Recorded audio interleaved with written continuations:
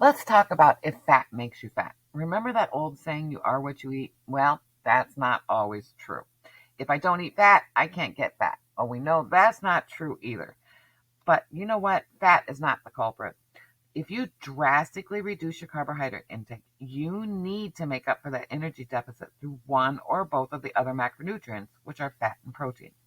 Often people do err on the side of caution and adopt the old Atkins approach of going low carb but eating super high amounts of protein and only moderate amounts of fat. Unfortunately, this approach likely won't result in the ability to adapt to using fat as fuel. The liver can create glucose from certain amino acids and proteins.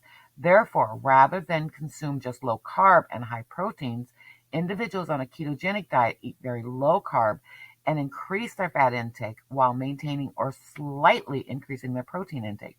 The body then adjusts to utilizing fat as its primary fuel source.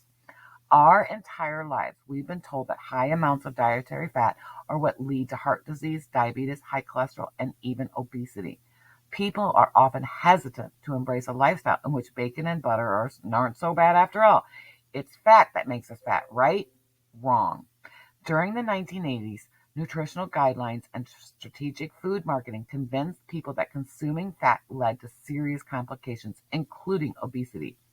Everywhere we turned, low fat options were popping up, and almost if fat was a plague and we needed to avoid it.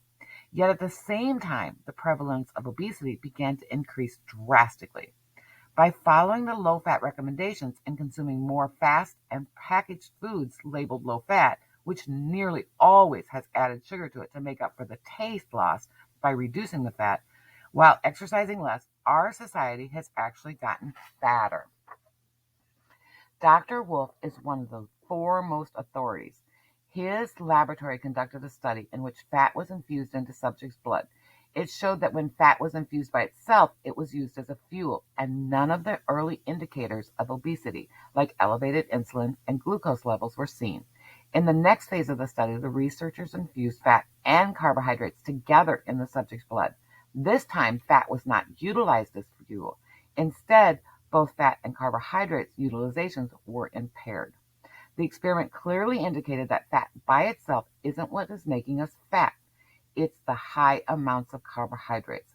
When carbohydrates are low and fat consumption is high, the general results are loss of body fat, improvements in insulin, glucose, and cholesterol, and overall improvement in health.